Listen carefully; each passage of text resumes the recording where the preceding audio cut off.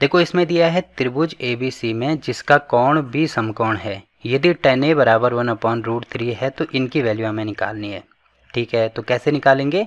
देखो हमें यहाँ पे दे रखा है कि त्रिभुज ABC है, तो ठीक है कोई त्रिभुज इस प्रकार से बना देंगे हम ABC, ये मान लीजिए A है।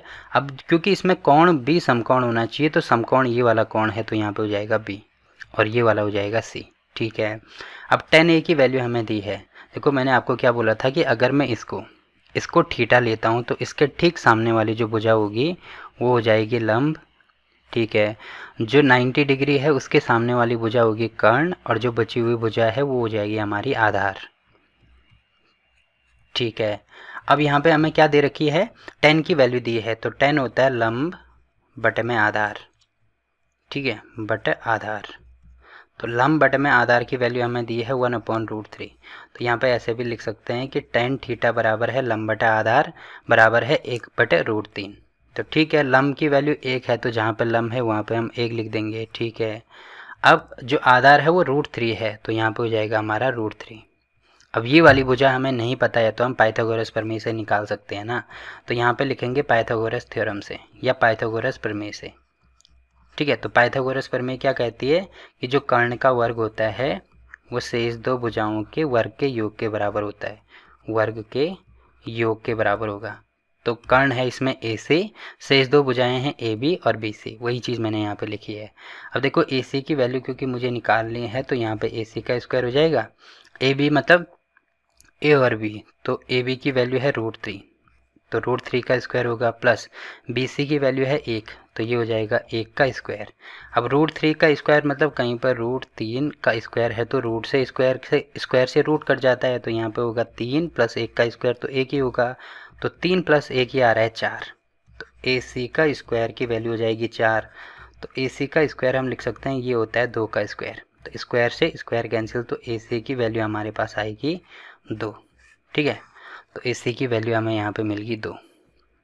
अब देखो तीनों वैल्यूज़ हमें पता चल गई, बाकी इनको तो हम बड़ी आसानी से निकाल सकते हैं। तो देखो पहली चीज़ मैं यहाँ पे लिख देता हूँ, हमें क्या निकालना है? एक तो हमें sin A चाहिए, उसके बाद cos C चाहिए और उसके बाद cos A चाहिए और लास्ट में sin C चाहिए, sin C।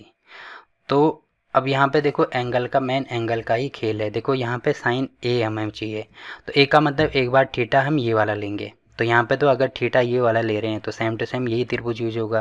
बट अगर हम क्योंकि यहाँ पे C भी दे रखा है ना, तो एंगल अगर हम ये वाला लेंगे थीटा तो तब ये चीज़ चेंज हो जाएगी। तो यहाँ पे कन्फ्यूज़न ना हो इसलिए मैं यहाँ पे दूसरा त्रिभुज बना देता हूँ। त्रिभुज है हमारे पास ABC, इस बार थीटा हमें इसको लेना होगा, तो इसके ठीक सामने वाली जो भुजा हो जाएगी वो अब हो जाएगी हमारी लंब।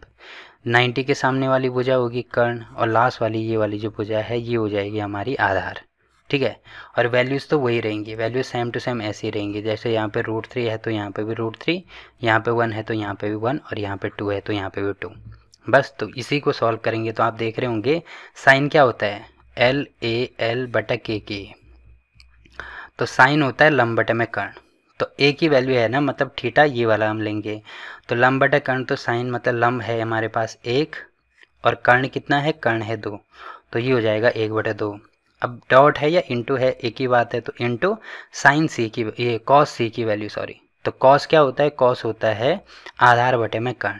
तो अब देखो C है ना, तो इसका मतलब थीटा अब ये वाला हो जाएगा। तो आधार क्या है इसमें? आधार है 1 और कर्ण क्या है? 2 है, तो ये हो जाएगा 1/2। ठीक है, प्लस कॉस A, देखो कॉस A मतलब एंगल अब ये वाला लेंगे हम। ठीक है, तो यहाँ पे आप देख रहे होंगे कि कॉस मतलब आधार बटे में कर्ण, तो इसका आधार है √3 और इसका जो कर्ण है वो है 2 इंटू साइन C, तो इस बार साइन एंगल ये वाला होगा, तो साइन होता है लंब बटे कर्ण, तो इसका लंब है √3 और कर्ण है हमारे पास 2। ठीक है, अब ऐसे ये चीज़ समझ में नहीं आती है तो पहले यहीं पे वैल्यू निकाल दो। अगर यहाँ पे मुझे साइन A की वैल्यू चाहिए तो लंब बटे कर्ण होता है ना, तो लंब है हमारे पास कितना? 1 और कर्ण है 2।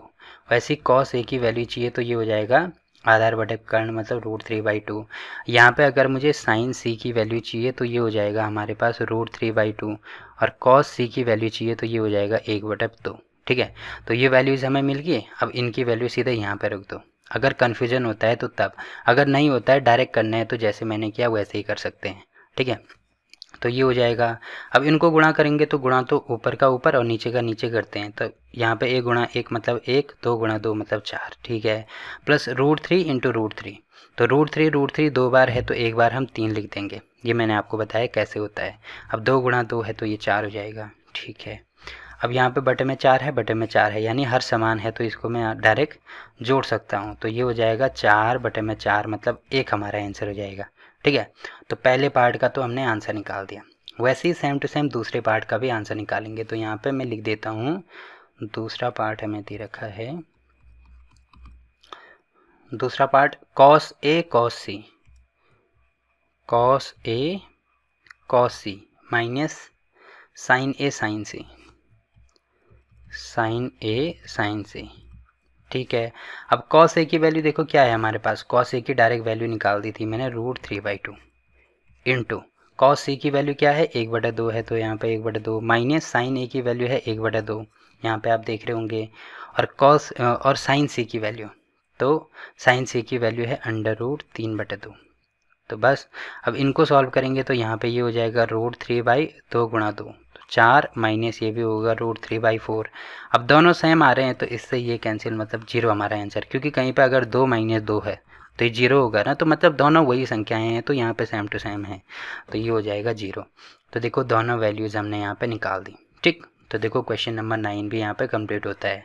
और क्लास 10th के सभी चैप्टर की वीडियो आपको नीचे डिस्क्रिप्शन में मिल जाएगी, तो वहाँ पे मैंने हर चैप्टर की अलग से प्लेलिस्ट बना रखी है, तो किसी भी चैप्टर में कोई सा भी क्वेश्चन अगर समझ में नहीं आ रहा है आपके, तो आप वहाँ पे जाके वो वीडियोज़ देख सकते हैं, ठीक।